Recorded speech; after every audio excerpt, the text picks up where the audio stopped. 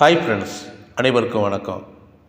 நாம் இன்றைக்கி இந்த வீடியோவில் எதை பற்றி பார்க்க போகிறோம் அப்படின்னா, நாம் நெட்டு யூஸ் பண்ணும்பொழுது நமக்கு தெரியாமல் சில ஃபைல்ஸ், நம்ம சில மால்வேர், ஸ்பைவேர் இது எல்லாம் நம்ம மொபைலில் நமக்கு தெரியாமல் வந்து உட்காந்துக்கிட்டு நம்ம பேட்டரியை டவுன் பண்ணிக்கிட்டு இருக்கோம், பின்னாடி ரன் ஆகிட்டுருக்கும், ப்ரௌசிங் டேட்டாவும் ஃபுல் ஆகிட்டுருக்கும், மொபைல் ஸ்டோரேஜ் குறையும், பேட்ரி சார்ஜரும் சீக்கிரம் குறையும்.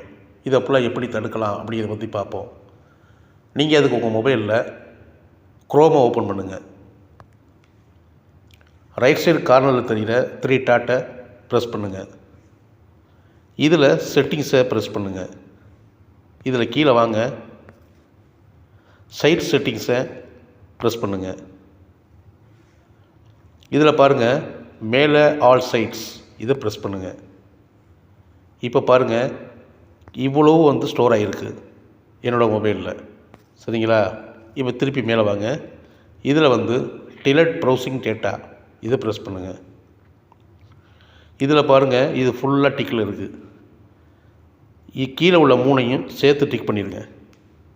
எனக்கு தேவையில்லை, நான் டிக் பண்ணிட்டேன். இப்போ மேலே வாங்க, இதில் ஆல் டைமில் இருக்குது. இதை உங்களுக்கு தெரியப்படுத்துறது காமிக்கிறேன். இதை ஒரு வாட்டி ப்ரெஸ் பண்ணுங்கள். இதில் last 15 minutes, last hour 1 hour, last 24 hours, last 7 days, last 4 weeks, all time. இதில் நீங்கள் எப்பயுமே ஆல் டைம் தான் கொடுக்கணும். ஆல் டைம் கொடுத்துக்கோங்க. கொடுத்துட்டு கீழே பாருங்கள், டிலட் டேட்டா இதை ப்ரெஸ் பண்ணுங்கள்.